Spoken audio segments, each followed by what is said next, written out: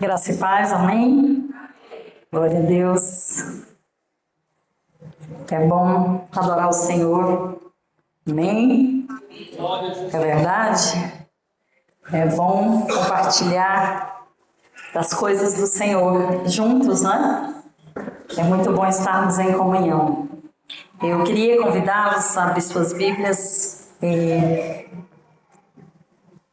Salmos, capítulo 126. Eu quero ler.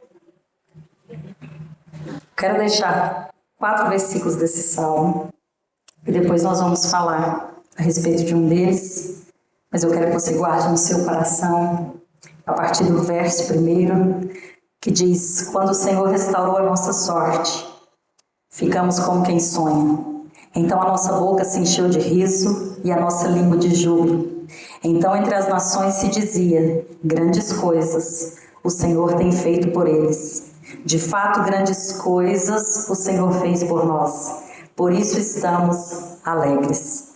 Restaura, Senhor, a nossa sorte, como as torrentes no Negueb. Feche seus olhos.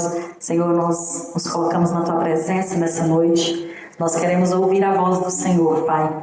Nós queremos pedir nessa noite que todas as outras vozes se calem. Que nós possamos somente ouvir a voz do Senhor. A voz que vem do alto, Pai. Aquela que nos sustenta e que nos fortalece. Aquela que nos edifica e nos restaura. Que o Teu Espírito Santo tenha liberdade de fluir, de falar, de restaurar vidas nesse lugar. É o que nós nos colocamos na presença do Senhor em oração. É o que nós apresentamos ao Senhor e pedimos: fale conosco nessa noite. Fale, Senhor, e não se cales. No nome de Jesus, assim nós oramos. Amém? Podeis assentar. Nessa noite eu quero falar com vocês, vamos conversar um pouco sobre esse tema, restauração. E quando o pastor Hélio falou sobre o tema dessa campanha, desse ano, eu acho que aconteceu isso muito, que aconteceu comigo. A primeira coisa que eu fiz foi fazer meio que uma retrospectiva na minha mente, e eu pensei assim, o ano passado o que foi mesmo? E aí eu me lembrei, estava comentando com o Ricardo, eu disse: amor, tem 3, é o terceiro ano que nós estamos no R, o ano do R, O primeiro foi quem se lembra? Renovo, E o ano passado foi o quê? Restituição. E esse ano vai restauração. Eu falei, então nós estamos no caminho dos R's, E é curioso porque essas 3 palavras, elas se assemelham, muito, principalmente na nossa cultura, mas elas se diferenciam, extremamente também. Então, assim como muitas vezes nós as usamos como sinônimos, elas não são. Então, elas têm significados diferentes. Mas o mais interessante disso é que, quando eu fui pesquisar, como professora da língua portuguesa, eu descobri que elas se assemelham e se distanciam em seu significado por causa exatamente do seu objetivo. Então, embora elas tenham, em sua apresentação, até na escrita, na grafia, elas se pareçam, mas no seu objetivo elas se distanciam. Então, elas se tornam exatamente opostas quando nós falamos do seu objetivo, do objetivo de cada uma delas. E o mais interessante de tudo é que quando eu fui estudar e dar uma olhada no quesito espiritual, eu percebi que elas se assemelham também, mas elas também se distanciam. Porque ao mesmo tempo que elas trazem um significado muito próximo, e nós as usamos também, principalmente no contexto espiritual, de uma maneira como se fossem sinônimas, mas elas também têm significados extremamente opostos no espiritual. E eu quero falar um pouquinho, eu vou trazer um pouquinho essa introdução para que nós possamos entender esse contexto que eu estou falando, porque eu acho que isso é muito válido para nós, principalmente porque nós estamos vindo aí nessa sequência, desses anos de renovo, de restituição e de restauração. Então, o que eu aprendi aqui, meditando, estudando sobre sobre essas palavras e seus significados e objetivos, eu percebi que há um propósito no mundo espiritual, pastora Ailton. Há um movimento no mundo espiritual. Quando nós falamos de renovo, geralmente nós nos arremetamos para o futuro. Porque quando eu falo em renovar, eu imagino que eu vou transformar alguma coisa, eu vou modernizar alguma coisa. O renovo também pode ser substituído pela reforma. E quando eu falo de renovo, quando eu falo de reforma, eu estou visualizando o futuro. Eu estou trazendo um objeto que está danificado, que está usado, e estou renovando, estou reformando. Eu estou fazendo com que ele se torne mais útil, mais funcional, mais moderno, né? Que ele venha estar mais parecido com o atual, com aquilo que hoje cabe no meu mundo, aquilo que cabe hoje dentro do meu conceito de vida que eu estou vivendo. Então, um exemplo que eu vou dar para que vocês possam guardar, que ninguém vai esquecer disso. Imagine que você tem uma cadeira velha na sua casa. Você herdou uma cadeira velha da sua avó, do seu avô. Então, é aquela cadeira assim, que você olha e você fala, essa cadeira aqui, ela é antiga, ela é velha, né?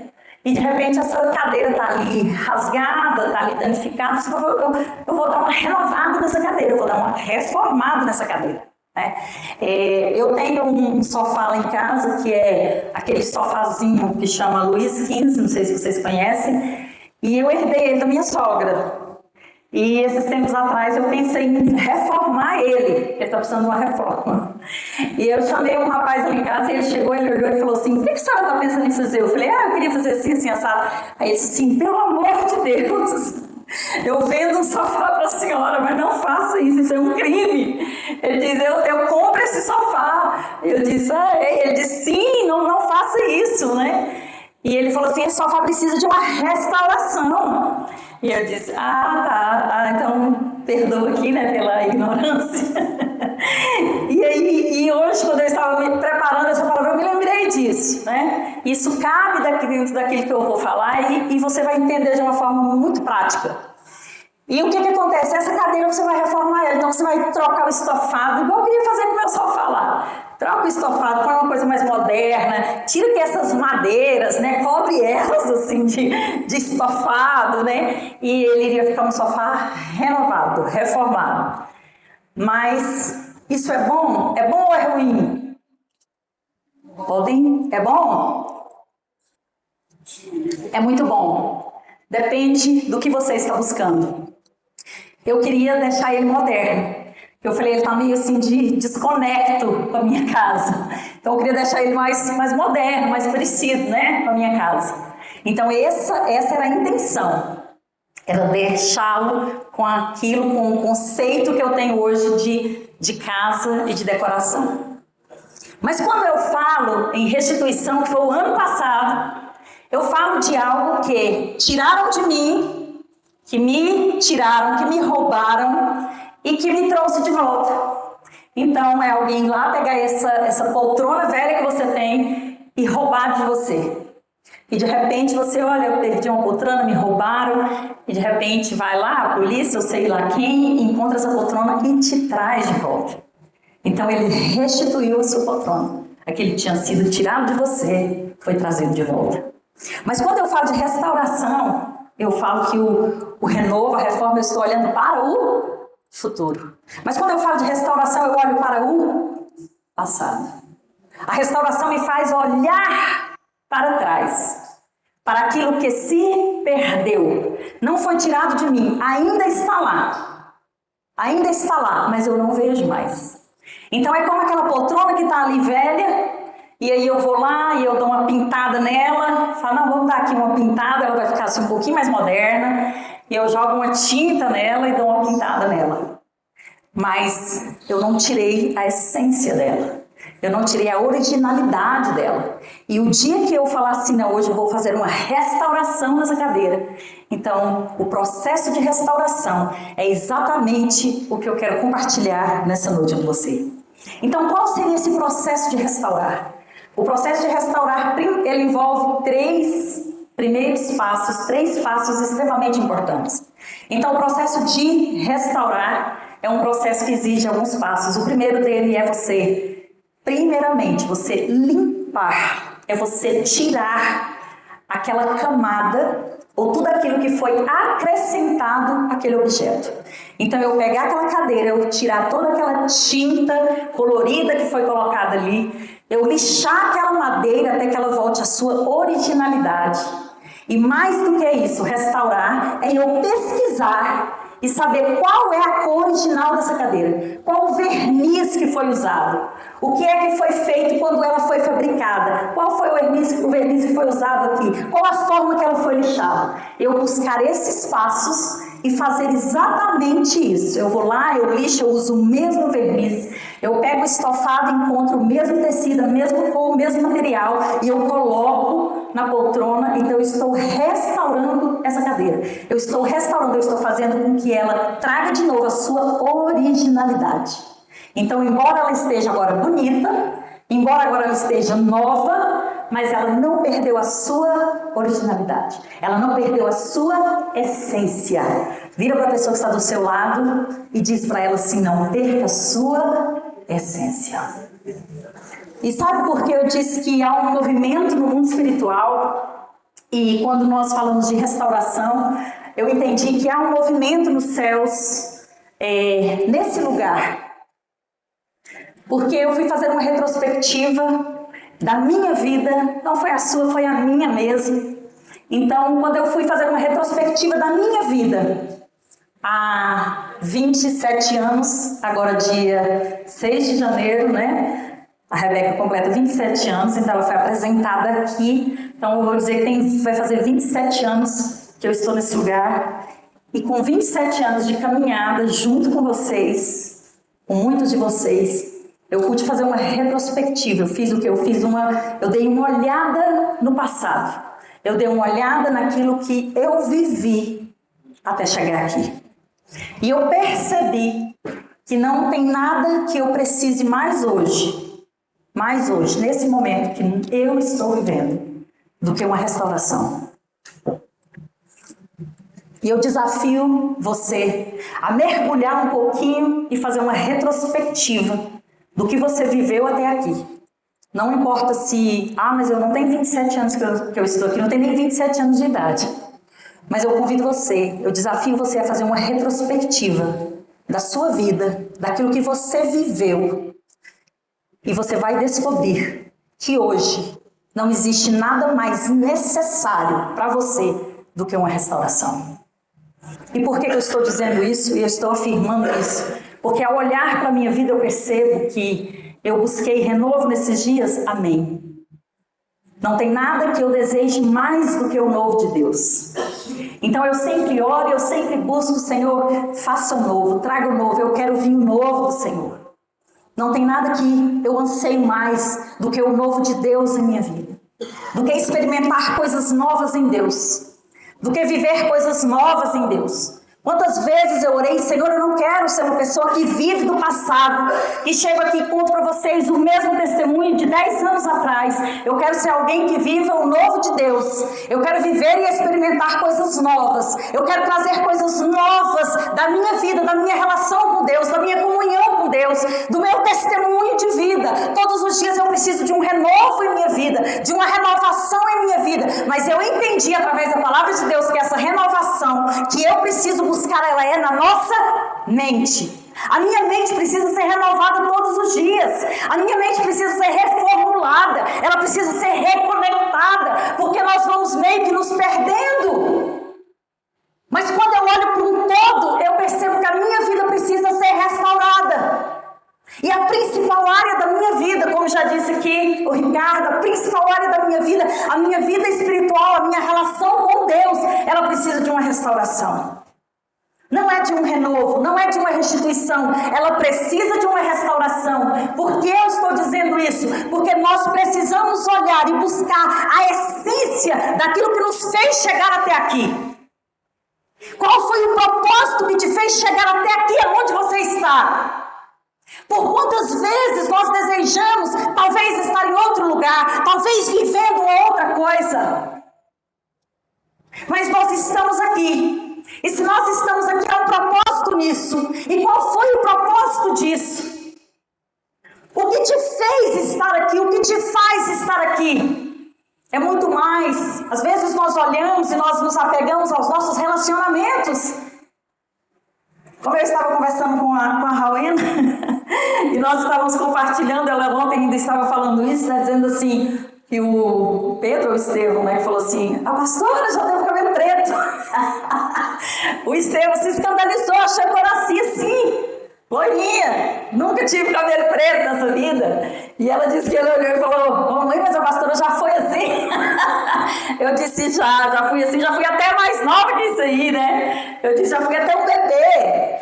Mas é assim, nós vamos nos transformando. Mas sabe, nessa caminhada, nós vamos nos transformando. E transformar é bom, mas nós vamos nos perdendo muitas vezes. Nós vamos perdendo a nossa essência. E sabe uma das coisas que eu percebo olhando aos olhos da Bíblia, principalmente analisando todas as cartas de Paulo, nós chegamos a uma conclusão de que nós começamos a perder a nossa essência quando nós perdemos a alegria, quando nós perdemos o contentamento.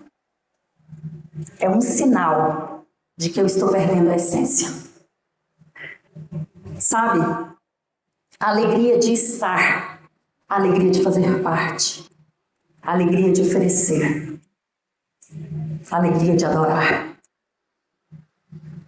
E eu fico pensando que muitos de nós, e quando eu digo nós, igreja do Senhor, não só a igreja da Vida Sul, mas muitos de nós, a igreja do Senhor, nos dias atuais, tem perdido a essência, porque nós temos perdido a alegria, aquela alegria que, Senhor, o que me faz estar na presença do Senhor.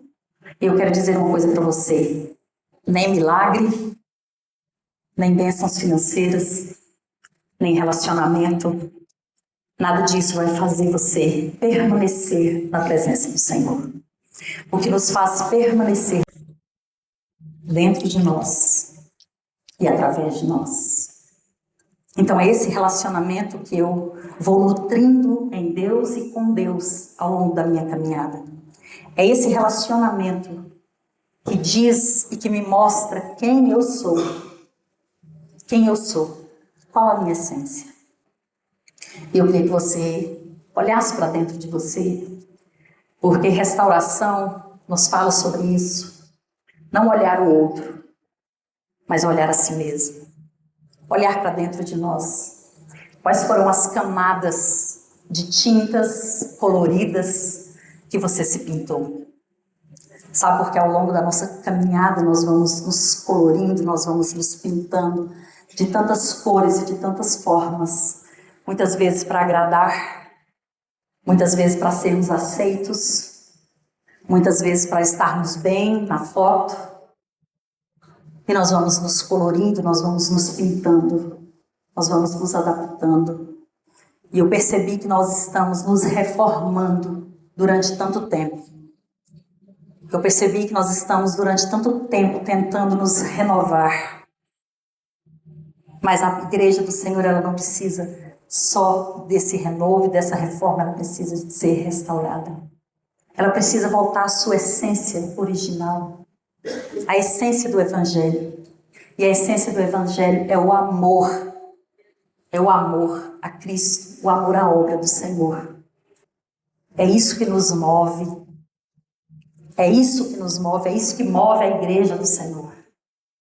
Sabe, fazendo essa perspectiva, essa retrospectiva, eu pude perceber que os momentos de maior alegria que nós vivemos, que essa igreja viveu, que essa igreja experimentou. Eu sei que muitos aqui não viveram isso, não estavam aqui na época, mas para aqueles que estão, vocês vão concordar comigo, que o momento, não discordem, concordem, que o momento que nós vivemos de maior alegria nessa igreja foi um momento em que nós, o pastor Ailton chegou da Colômbia e foi implantado aqui o movimento de célula, E nós começamos a trabalhar nas casas, nos lares, e nós entramos Aparecida fora, e nós abrimos reuniões, células, e nós evangelizamos. E eu estava conversando com o Ricardo, eu me lembro que eu abri a porta da minha casa e eu coloquei toda espécie de pessoas dentro da minha casa que vocês puderem imaginar. Eu convidava todos. Eu me lembro que quando o Ricardo voltou a trabalhar, eu fiquei sozinha com a minha célula. E teve um dia que eu falei, meu Deus, né, é só pelo Senhor. Né? Eu lembro que um dia eu estava ministrando, era só eu e mais uma irmã que estava convertendo ainda, e o resto era tudo homem. E ali tinha um drogado, ali tinha um esquizofrênico que frequentava a minha célula, e tinha um outro rapaz, e eu estava ali ministrando e olhando, e no começo eu lembro que eu fiquei meio apreensiva. Eu disse, meu Deus, né? A princípio estava só eu, depois chegou a irmã que morava na rua de trás, chamava Kelly, a Kelly chegou, e ficou nós duas ali, e no meio daqueles homens que nós não conhecíamos muito bem, e eu pensei, meu Deus, né? Parece uma loucura, eu estou abrindo a porta da minha casa, e eu tenho 2 crianças, eu estou enchendo a minha casa com essas pessoas que eu nem conheço.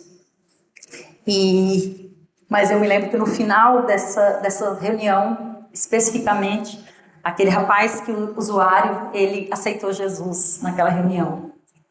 E eu falei, valeu a pena. Né? Não que às vezes nós precisamos ignorar, né, o perigo, nós precisamos ser prudentes, mas havia um propósito naquilo. E nós estávamos vivendo o propósito. Então, aquele momento ali foi um momento de muita alegria. Aquela época foi uma época de grande alegria, de grande celebração. Não só vivida por mim, mas vivida por muitos que estão aqui, que experimentou. Então, isso é a essência. Sabe, nós vamos olhar para isso que nós vivemos. Para essa alegria que um dia existiu dentro do meu e do seu coração. Porque muitas vezes essa alegria ela está ofuscada. Ela está escondida por tantas coisas que a vida nos traz. É o estresse da vida, é o cansaço, são as preocupações, são as dificuldades financeiras, é o problema de saúde, problemas familiares, sabe? São tantas coisas que vai ofuscando a nossa alegria, a alegria de viver, de celebrar ao Senhor, de servir ao Senhor, e essa alegria vai ficando ofuscada. E muitas vezes é necessário que nós venhamos e façamos uma limpeza, sabe? Que nós lixemos até alcançar realmente a cor original daquilo que nós somos. Eu não estou falando de cadeira, agora eu estou falando de mim e de você. Sabe? Que eu possa olhar para enxergar tudo isso que foi acrescentado em mim, que foi colocado em mim. Muitas vezes pelos outros, mas por mim mesma. Por mim mesma. E sabe uma coisa que me chocou quando eu estava preparando isso? Sabe uma das coisas que mais traz peso e nos esconde e nos ofusca da essência, da verdadeira essência de quem somos? São as redes sociais. Não tem nada que nos ofusca mais, que nos deixa mais distante daquilo que nós somos. Verdadeiramente daquilo que nós somos. Porque quanto mais nós estamos ligados às redes sociais, mais comparações eu faço comigo e com você. Então eu me comparo com o outro. Isso não traz só adoecimento mental, transtornos mentais, como eu já disse aqui, mas isso traz um ofuscar daquilo que realmente nós somos e daquilo que realmente importa em nós. Então nós precisamos fazer essa retrospectiva, nós precisamos fazer essa limpeza dentro de nós, nós precisamos remover essas camadas que muitas vezes estão pesadas dentro de nós. Quantas vezes é penoso estar aqui? Eu não estou falando de você, eu estou falando de mim. Eu não posso ser hipócrita ao ponto de dizer, não, é você que sente peso, é você que perdeu o brilho. Não, eu preciso olhar para dentro de mim e dizer quantas vezes é penoso estar aqui. Quantas vezes é penoso servir ao Senhor. Quantas vezes é penoso estar alegre, estar contente, mesmo diante de situações trágicas da vida. Quantas vezes é penoso estar ali adorando ao Senhor. Quantas vezes eu entrei aqui com meu coração dilacerado. Eu me lembro quando eu perdi minha mãe, vai fazer 9 anos, fez 9 anos agora em outubro. Eu me lembro que no sábado eu sepultei minha mãe e no domingo eu estava ali com meu coração dilacerado. Mas eu fazia e eu olhava para mim e fazia como Pedro: Senhor, para onde ir se só Tu tens as palavras de vida eterna?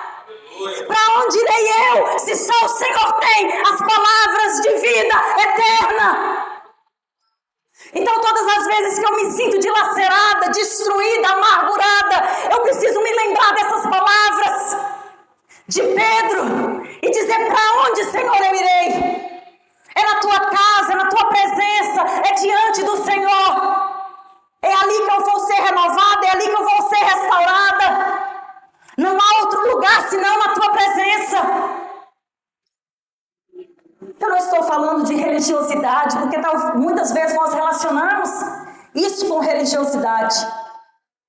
Mas eu estou dizendo de vida com Deus, de decisões que tomamos, de decisões que decidimos, decisões que tomamos e falamos: eu vou fazer, não porque eu quero, não porque, mas é porque é necessário, é porque é importante. E a maioria das vezes, das decisões que nós tomamos nesses momentos difíceis, nesses momentos de crise, nesses dias sombrios, eles vão determinar o meu futuro.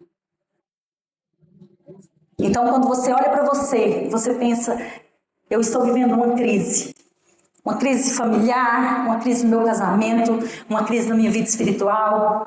Então, quer saber, eu não vou fazer nada, eu vou ficar aqui, parado, vendo a vida passar. Isso pode trazer prejuízos irreparáveis para você. Irreparáveis para você. Porque é nesses momentos que eu preciso olhar para mim e dizer: eu preciso tomar uma decisão certa. E qual é a decisão? É estar na presença do Senhor. É buscar a alegria do Senhor de volta. É buscar o contentamento. Porque esse contentamento, ele não diz a respeito daquilo que está fora, externo, mas é aquilo que está dentro de mim. Um contentamento de servir. Um contentamento de estar. Um contentamento de fazer parte. De ter uma pertença.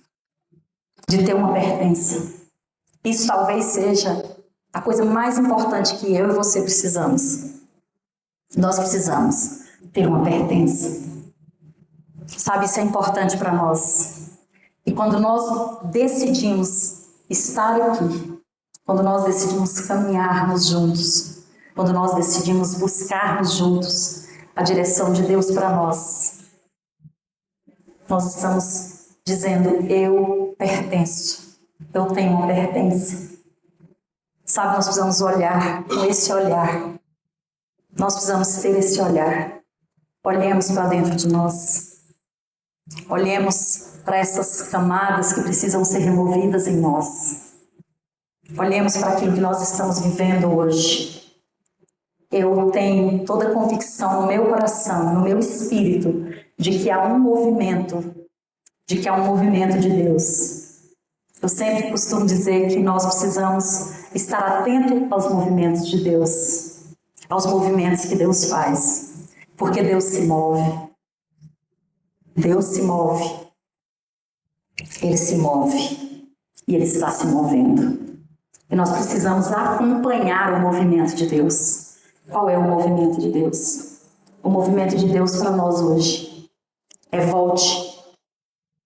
Volte para aquilo que você perdeu. Volte para a sua essência. Volte a adorar o Senhor com alegria. Não importa a situação, não importa a circunstância, não importa o governo, não importa a sua conta bancária, mas volte à sua essência. Volte à sua essência. Sabe, tem uma canção que eu ouço constantemente agora, porque cada época eu estou assim. E nesses momentos eu estou ouvindo essa canção e eu estava ouvindo agora à tarde, o Ricardo entrou lá no quarto, eu estava ali adorando o Senhor. Eu falei, essa música ultimamente tem feito parte do meu secreto, né? E ela diz exatamente isso, que tudo que eu tenho é do Senhor. E sem o Senhor, nada do que eu tenho tem importância. As coisas só importam se eu tiver o Senhor. E sabe, eu tenho entendido isso. As coisas só têm importância, relevância na nossa vida, se o Senhor for o centro da nossa vida. Porque nós percebemos, se o Senhor sair do centro da nossa vida, todas as outras coisas, elas se tornam sem graça, se tornam sem vida. O que traz vida para todas as áreas da nossa vida é o Senhor. É quando o Senhor ocupa o lugar na nossa vida que Ele precisa ocupar. Quando Ele está no lugar certo dentro de nós e em nós, todas as outras coisas se alinham. Isso é alinhar ao propósito de Deus. Isso é viver o propósito de Deus. É quando todas as coisas se alinham ao meu relacionamento com Ele. É quando eu entro no meu lugar secreto. E naquele momento nada lá fora importa. Nada é mais importante do que adorar o Senhor, do que adorar o meu Criador. Isso é a nossa essência. Então que nós possamos olhar para nós e buscar essa essência. Sabe, quando eu olho para esse versículo que nós lemos alguns versículos, 4, né? Mas eu quero me apegar a esse último versículo, que foi o 4, que eu acho extremamente, que vem de encontro àquilo que nós estamos buscando, que eu particularmente estou buscando nesses dias, e irei buscar nesse ano de 2026. E é curioso porque esse salmo, ele começa dizendo, quando o Senhor restaurou a sorte de Sião, ou quando o Senhor restaurou a nossa sorte, nós ficamos como quem sonha. E eu queria que você guardasse isso no seu coração. A restauração do Senhor traz algo tão maravilhoso para nós, algo tão precioso para nós, que nós ficamos como quem sonha. Sabe o que é ficar como quem sonha? É você olhar e dizer assim, eu não acredito que isso é real. Eu não acredito que isso está acontecendo. Eu não acredito que eu estou vivendo isso. Eu não acredito que isso agora faz parte da minha vida, da minha história. Quantos de vocês já vivenciaram um momento assim na vida de vocês? Vocês olharam e falaram assim, não, eu não acredito que isso está acontecendo. Isso é viver como quem sonha. É olhar e dizer, grandes coisas fez o Senhor por nós e por isso nós estamos alegres. E sabe, quando eu chego no versículo 4, onde ele diz, restaura, coloque em real para nós, o 4. Quando eu chego no versículo 4, esse é o 4. É porque está diferente da minha tradução. Traz-nos outra vez, ó Senhor, do cativeiro, como as correntes do Negueb.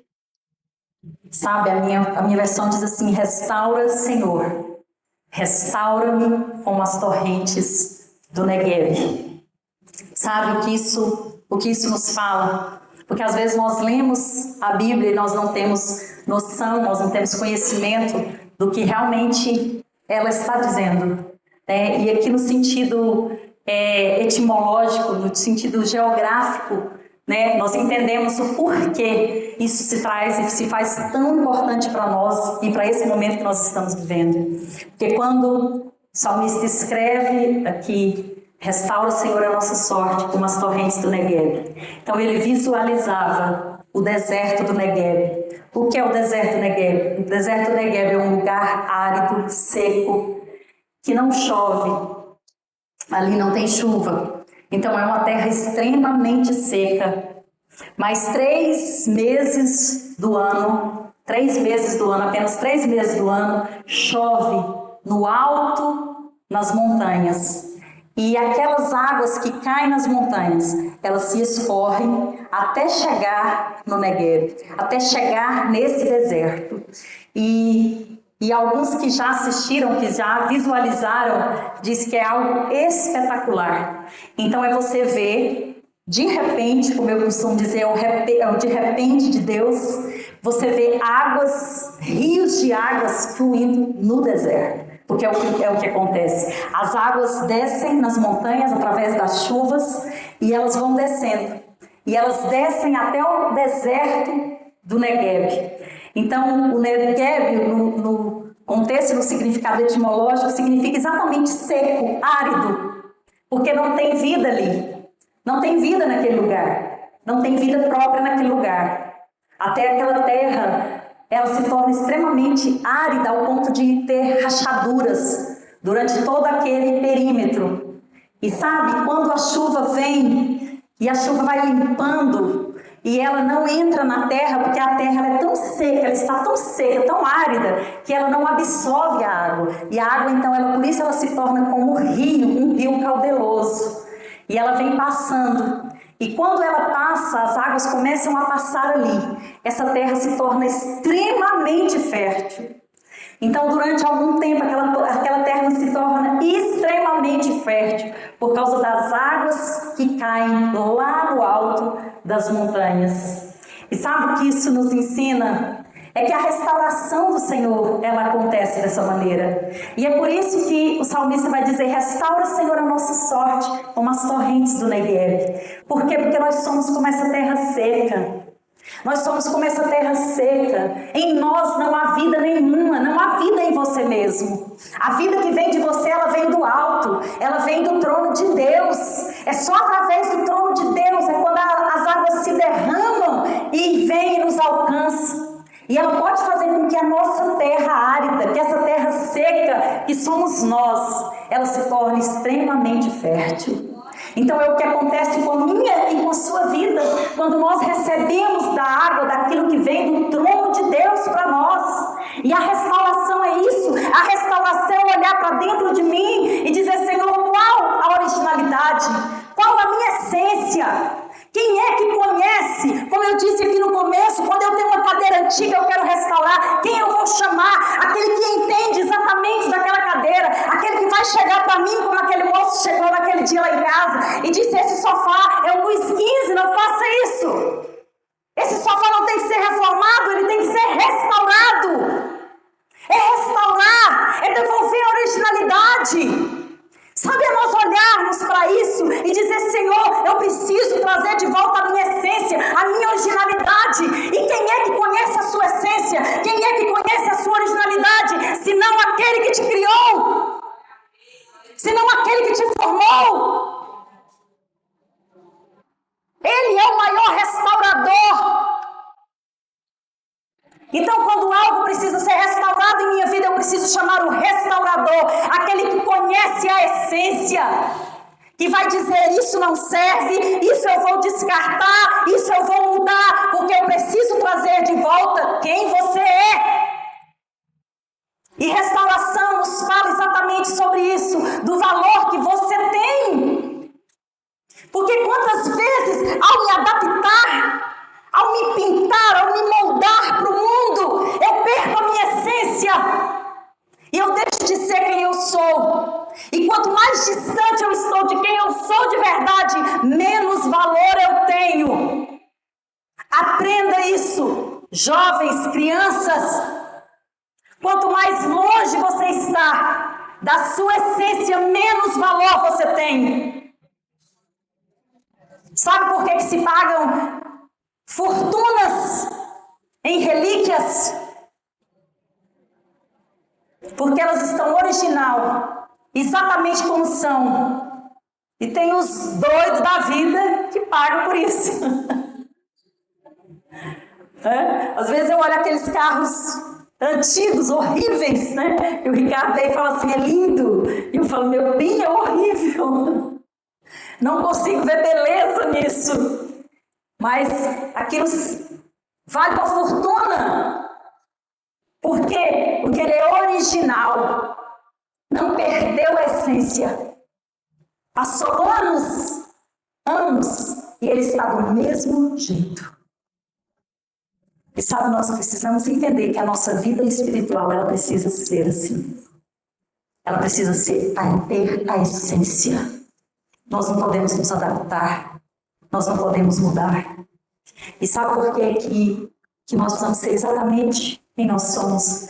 Porque no princípio, desde o princípio, nós vamos entender que nos fortalece em Deus. O que nos fortalece em Deus? É o mesmo processo, é o mesmo caminho, nunca mudou. Qual é esse caminho? O caminho da oração, o caminho da adoração, o caminho da busca ao Senhor. O caminho da intimidade, esse é o caminho da essência. O caminho de ouvir a voz de Deus, de ouvir ao Senhor. Sabe, eu fico olhando para as Escrituras. Quando eu olho para a vida de Elias, eu vejo exatamente isso. Sabe, eu me vi em alguns momentos como Elias. Porque às vezes você olha e você faz tanto, você trabalha tanto. Elias fez tanto. Elias chegou no auge do seu ministério.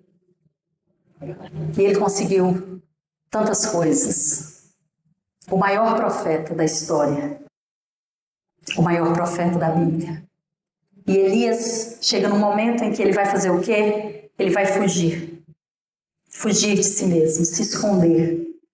E naquele momento que ele está ali escondido, o que Deus faz? Deus o visita. E Deus o restaura. E Deus vai dizer para ele: Elias, o que você está fazendo aí? Eu acho curioso isso. Deus dizer para ele: o que você está fazendo aí, Elias? Deus está dizendo assim: Elias, esse lugar não te pertence. Elias, esse lugar não é seu. Ocupe o lugar que te pertence. Sabe que muitas vezes Deus pode olhar para mim, para você e dizer: o que você está fazendo aí? Esse lugar não te pertence. Não é dessa maneira que eu te quero. E o Senhor diz: sai daí, eu vou falar com você. E o Senhor se apresenta a Elias. E Elias, então, ele se volta para o seu ministério. Ele era um profeta de fogo, de terremoto, de ventos. E ele espera que Deus fale com ele dessa maneira. Mas Deus não se apresenta assim. E quando ele se cala no sussurro, na brisa suave, Deus vem e fala com Elias. E sabe o que isso me ensina? É que restauração é isso. É calar as vozes que nós temos ouvido tanto. É calar os barulhos que têm nos perturbado tanto. Nossos ouvidos têm sido atacados por tantas vozes, por tanto barulho. O mundo tem feito tanto barulho. Mas é necessário que eu me coloque num lugar onde eu vou ouvir o sussurro de Deus.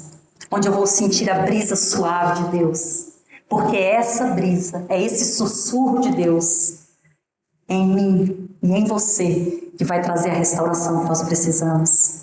Quando Elias ouve o sussurro de Deus, quando ele vê Deus naquela brisa suave, ele se enxerga, ele se vê novamente exatamente como ele era, profeta do Senhor.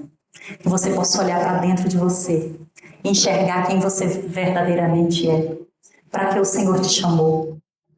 Qual a sua essência, qual o seu chamado, qual o seu propósito. Nós nunca podemos perder.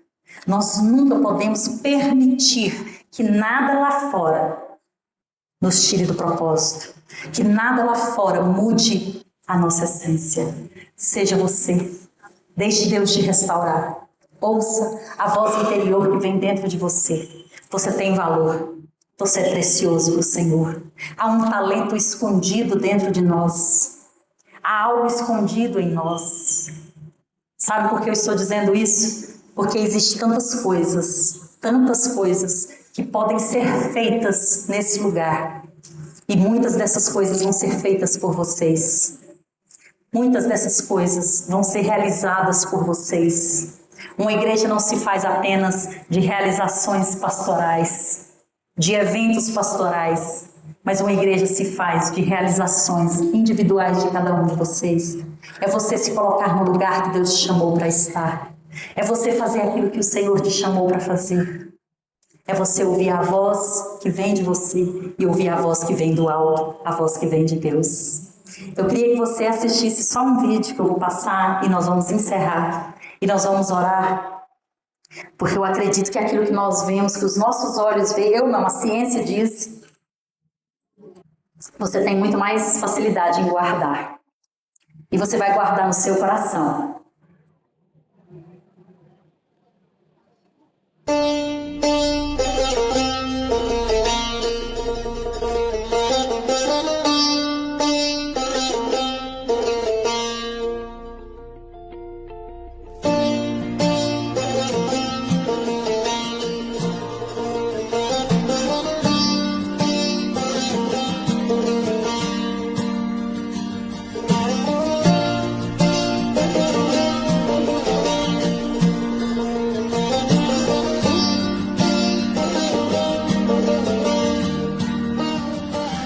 Gadol Elohai Shiluki Gadol Elohai Kol Echad Yireh Ki Gadol Elohai.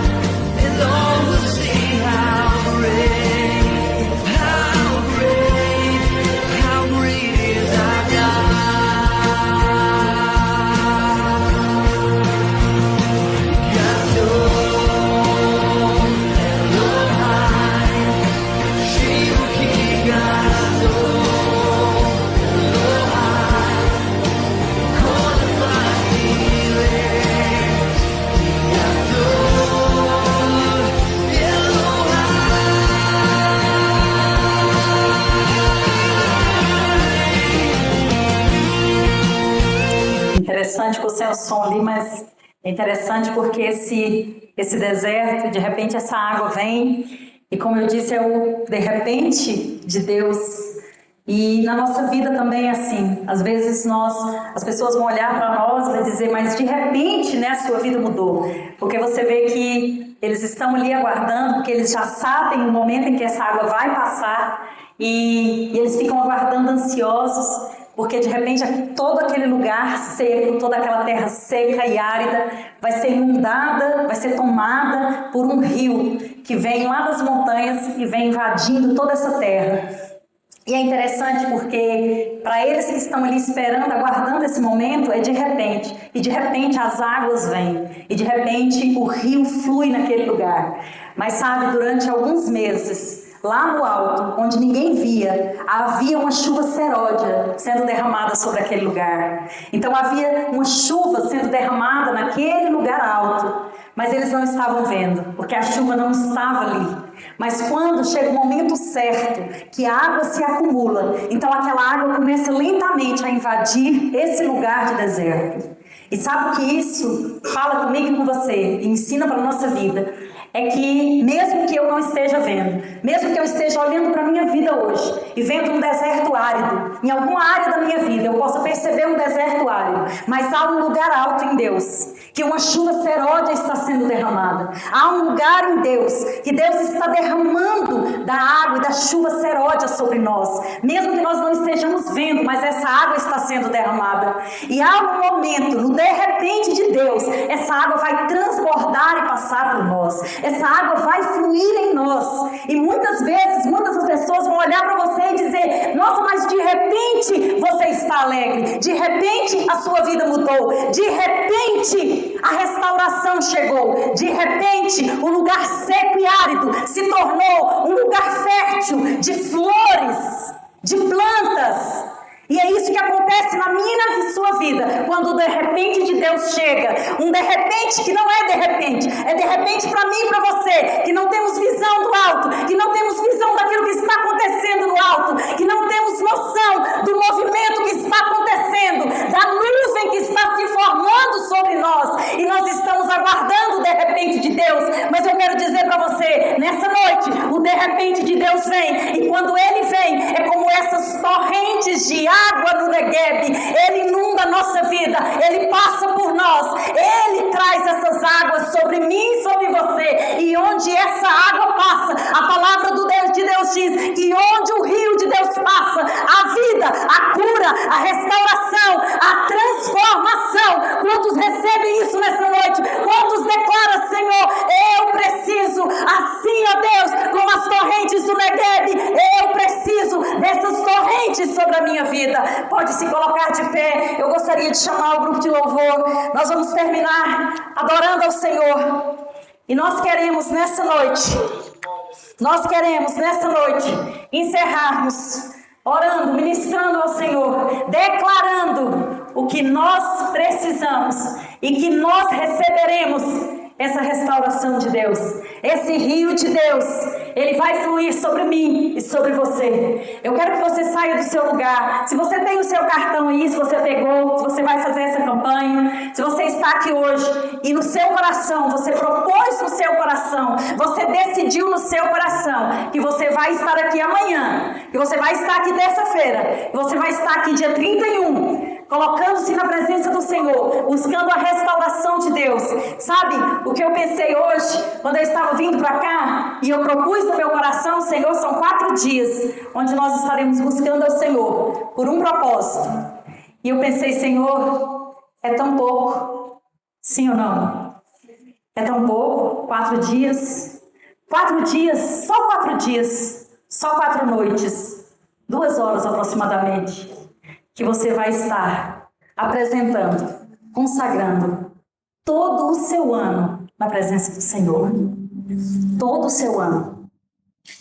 Então tudo que você quer, tudo que você deseja viver para o ano de 2026, você vai estar colocando aqui, nesses 4 dias. Apenas 4 dias. E eu queria que você, que tomou essa decisão no seu coração, que você saísse do seu lugar, que você viesse aqui à frente. E nós vamos adorar o Senhor. E você vai colocar. Não precisa escrever nada ainda.